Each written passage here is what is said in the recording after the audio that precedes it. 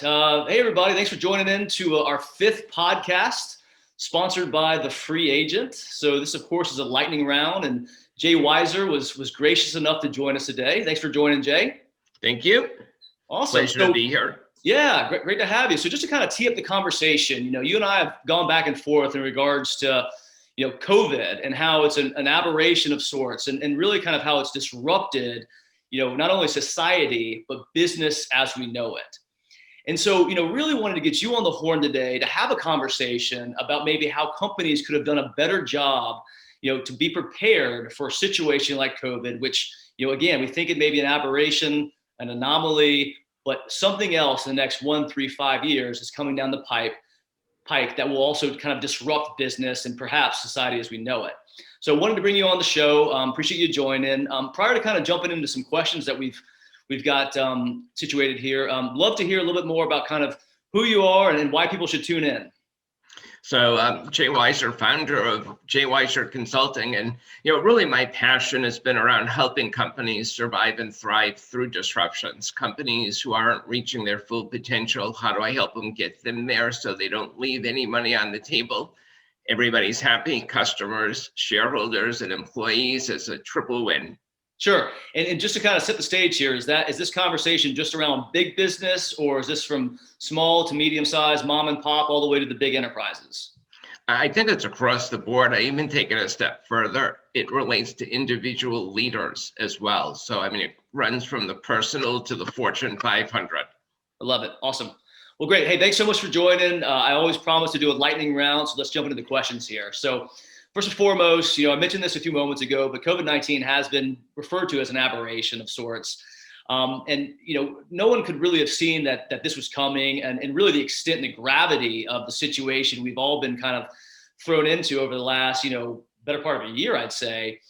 So what really could people have done to be prepared for something like COVID that you can't see, touch, feel, and you really don't know is happening until all of a sudden you wake up and it's here? Well, I think the thing that's interesting, and you and I talked about this at one point, that over the last 20 years, there have been black swans before. 9/11, you think about the dot-com crash, Hurricane Katrina, you think about the recession, all these things. So disruptions are happening around us. And I think what's important, well, you could not have been prepared perfectly for the pandemic. Right. You can be more prepared than what you were. Companies can, have better communications, flatter leadership, be thinking about, will I have to go mobile? Well, that's happened before. In terms of working from home, there have been storms. People have had to work from home. There have been a variety of situations. Mm-hmm. And the thing is, we've seen some of this before. We've had H1N1, and folks had to adapt to that. They had vaccines, you had to think about where you're going to work, how you're going to keep your hands clean, all these different things. So disruptions are not new.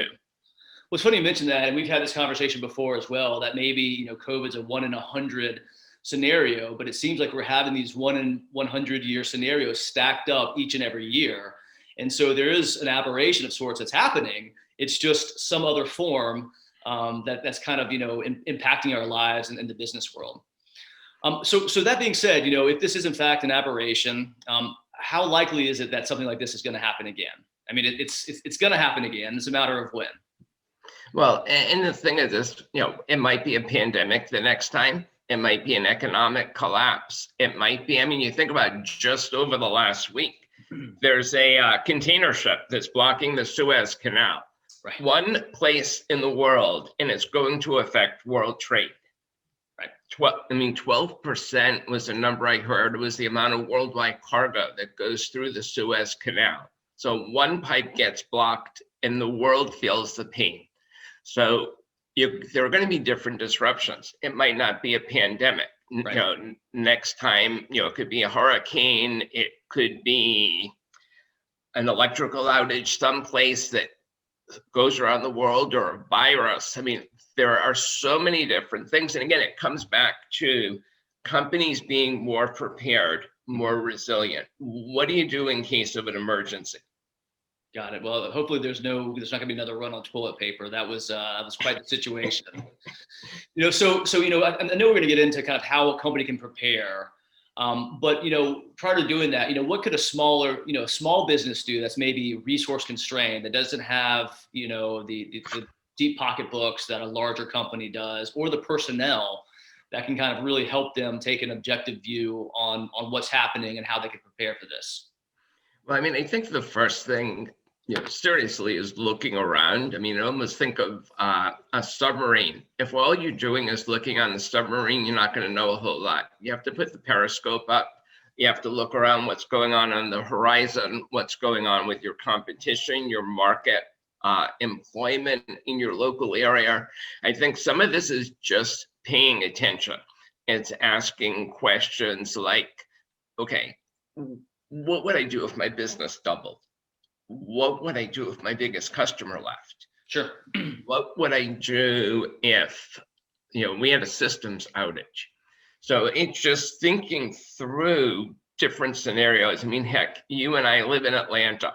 We know there's going to be a tornado risk tonight. So what are we going to do? We're going to watch the weather. Right. I happen to be hearing impaired. My wife is out of town. I'm not going to hear the sirens. So I have a choice. I can stay upstairs and roll the dice, or if it gets really dicey, I'll just sleep in the basement. But the point is, I have a plan. Sure. And I'm going to pay attention to the weather. The worst thing you can do is not pay attention and not look. So I think that's a great point and a good segue. Let's get a little bit more tactical here for a minute. It's kind of, I guess you're talking about awareness and the fact that you are aware of a potential tornado tonight. And so, in effect, you're going to do what you can to kind of prepare yourself for that possible event. So how could a company, big, small, what have you, really take care of that number one, I guess, piece of the blocking and tackling around awareness? How could they ensure they're more aware of their situation, their surrounding? And is this an area in which they could maybe benefit from outside assistance, from maybe a consultant like yourself, from a company, or I guess the large organizations could maybe do this internally? Well, I mean, I really think it's a combination of things. So you can't completely outsource this. You have to be your own eyes. But it helps to, whether it's reading different publications, which are very easy just to see what folks are talking about. Sure. It might be talking to a local university professor attending a webinar, or it might be bringing somebody in like myself who can ask just different questions you haven't thought about. If you think about your business, and I was to say, Bo, you run with free agent, and I would say, okay, what are the 3 or 4 things that could break your business, that could cause a problem? And then we start to talk about that, and you name off different things. And I say, well, what's the likelihood of that happening? What would cause that to happen? Right. So it's just by having those very conversations that you know what signals to look for. You think more about what you need to do. Sometimes it's having an outside perspective. Sometimes it's having an individual inside your business who can ask those questions. And in order to do that, you have to be open as a leader. You have to be receptive. Sure. And provide a safe environment for people to challenge you. And I think that's really important. I think too, especially with smaller businesses, being receptive to feedback can be a bit tough for some of the owners, but I think it's a critical component. And, one of the reasons I have actually a consulting company myself is because I believe in the power of outside individuals, because, you're kind of stuck in your own business and the view gets very, very myopic. You miss your gaps. And so bringing in somebody from the outside to help you kind of, I guess, become aware of the gaps, I think is critical to success. And of course, increasing your awareness. So that being said, you have the awareness piece, which I guess is kind of, the fundamental step in being prepared and resilient. So you have that information, that's kind of where you start, but then what do you do with this? So, I think once you have the information, you have to, it's really about internalizing it, embedding it into your thinking. So when you think about planning, whether it be for the next quarter, the next year, what would I do differently if that was to occur? At least by thinking through that, if something happens, it's not going to be, oh my God, I've never seen this before. It's, oh, okay, we've had this discussion. I think it's when you're looking at, a year out, 2 years out, what capabilities does my company need to have? What kind of skills, tools, things that we should have access to in case any of these things happen? These don't have to be big investments. That, they're base level things. But if you think back to 9/11, you were in New York City. Companies at that point in time had to learn, okay, can't go to the office, period. Nobody's going into the office. You have to learn to work from home. You have to have the right technology. Fast forward 20 years. So last year with COVID, a lot of the companies, especially financial ones in New York City, didn't have a problem because they already had plans what if they had to work from home. Got it. So it's having some of that done in advance. It's some of the basics, because once you can shift in that case to remote, then everything else becomes, I'd say business as usual, not quite, but you're up and operating versus the companies who, a few people had laptops, and most of the people had desktops. They were dead in the water for a while until that could be addressed. I think that's a great point. And also the silver lining here, of course, COVID has been a complete bear to literally every individual globally. However, I do believe because of the situation, companies have almost developed a baseline of preparedness, because most of my customers are still remote. They have figured it out. And in the event they go back to work and something else happens, which inevitably it will, they'll be in a much better position to kind of continue business. And so again, it's COVID's terrible, but the silver lining is that I think it's kind of ratcheted up the awareness a little bit, which in itself is not a bad thing. So you brought up financial investment. So quick question about that. A lot of folks are going to be, I'd say, disinterested in putting together a plan for simply a what if scenario. So can we talk a little bit about the cost implications as well as the implications for not necessarily being prepared? Again, this is a kind of a nice to have. I'm sure some people are going to think. You and I believe it's a necessity, though, especially off the heels of this global pandemic.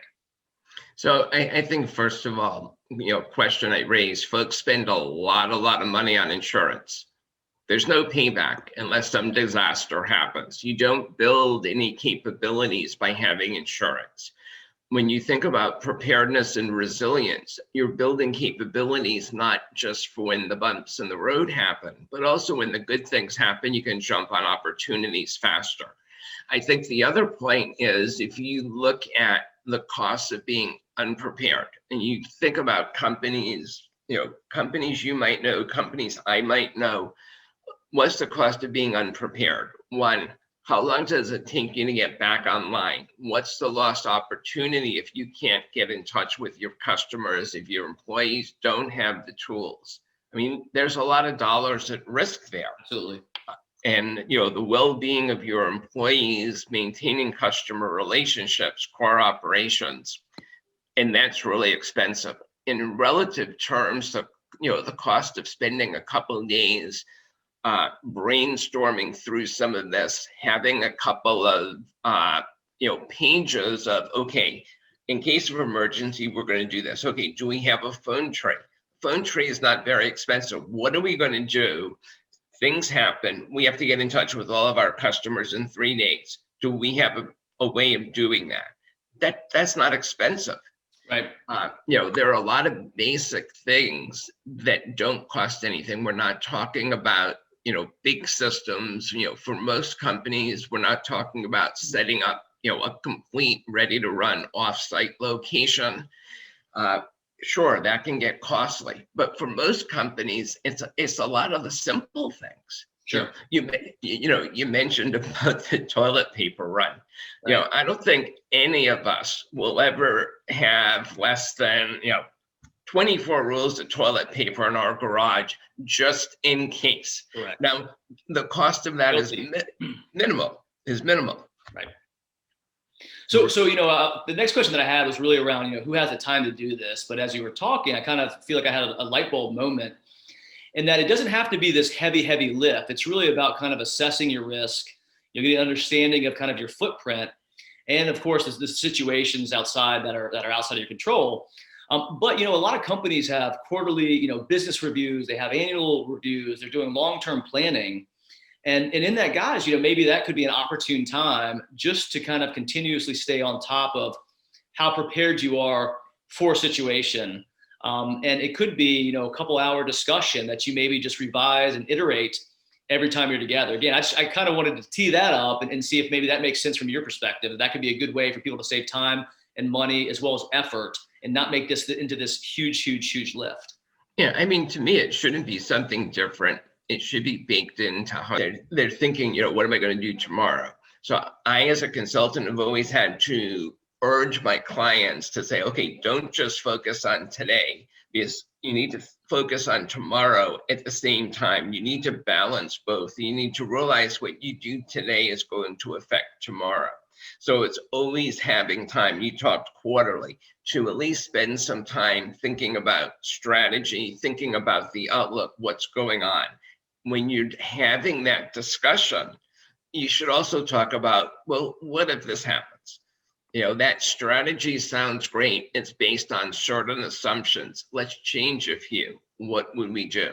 So it becomes part of that usual cadence. It's not this big thing. Right. And, I think the more you do that, the more it becomes habit, the more it becomes second nature. I think the other thing that's important is it's not just playing to avoid losing, it's playing to win. And every business wants to play to win. So if you think about it in that context, it's important to do. That's a great point. I think too, it's about education. When we first started having these discussions a couple of months ago, I was thinking, wow, this is a huge lift. Who has the time? Who has the financial resources? How do you prioritize this? But I think as you educate people that it doesn't have to be this huge lift, and it can be part of your ongoing due diligence, then the probability of somebody actually working through a plan, I think it's ratcheted up a little bit. So we've talked some about the upside benefits. We talked about some examples. I'd love to hear how a company could actually assess maybe their risk level and preparedness for another anomaly, which I'm sure is around the corner.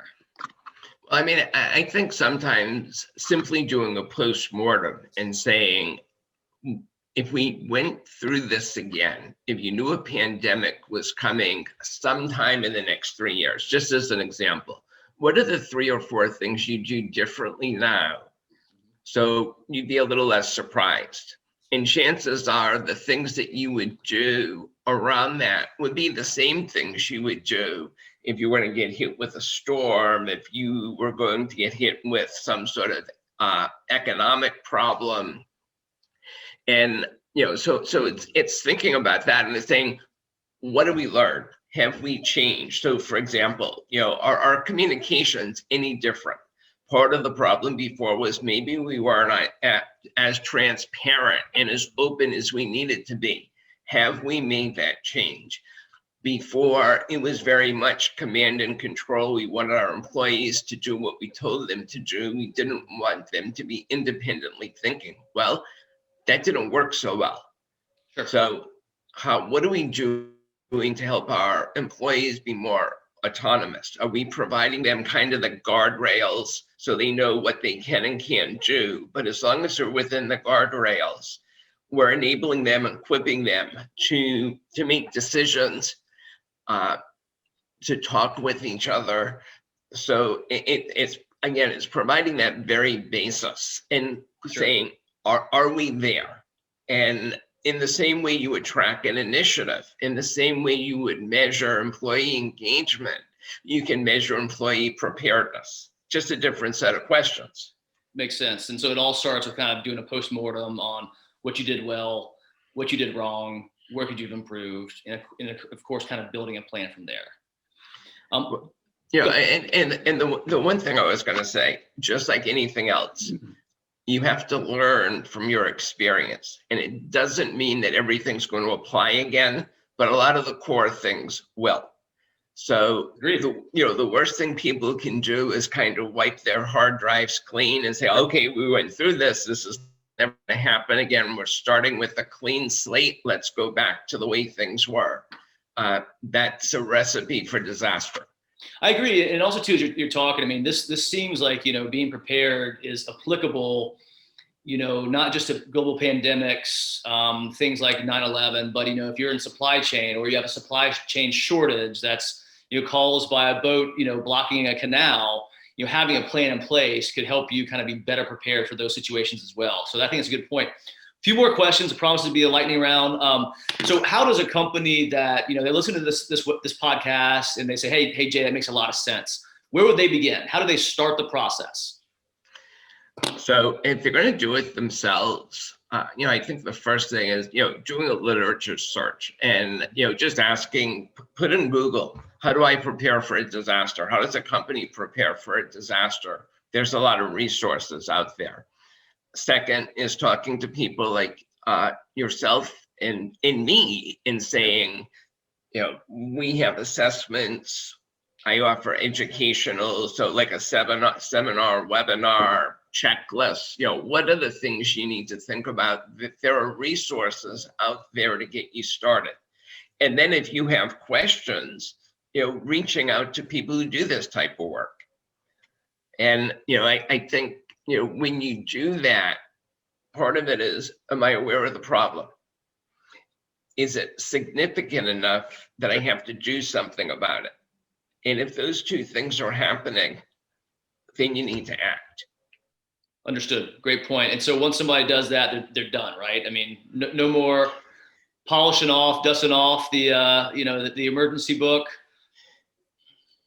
I'll 2 quick points. One, the only dumb question is the one you don't ask. And, I think people saw that, pretty broadly because they hadn't thought through certain things. The second thing is, I don't know if you were ever a Boy Scout. I went through Cub Scouts, didn't make it all the way through, but I always remember one thing: be prepared. And it was that whole idea of no matter what happened, a scout was prepared. I mean, you think about that little pocket knife we all had, that could do about 100 different things. But by having that, you can get out of a lot of different situations. Absolutely. So, kind of what's our pocket knife now? Understood. No, it makes total sense. And finally, to wrap this up, how does a company, so you put together the plan, you maybe hire an expert like yourself, you put it together the plan, how do you ensure that you stay prepared and resilient? Are you looking at this quarterly, annually? Like how does a company just kind of stay on top of this? So again, in the same way you would do your strategy review, periodically you're saying, okay, how are we doing? You run a drill and say, okay, what would we do if this happened? Let's just work. It's kind of like companies have fire drills. Right. So you run a fire drill. I think the last thing you want to do is get stale. You probably need to do this quarterly, semi-annually. It depends on the nature of your business, how quickly things are changing. But if you're doing it annually every 2 or 3 years, you waited too long and you're not going to be prepared.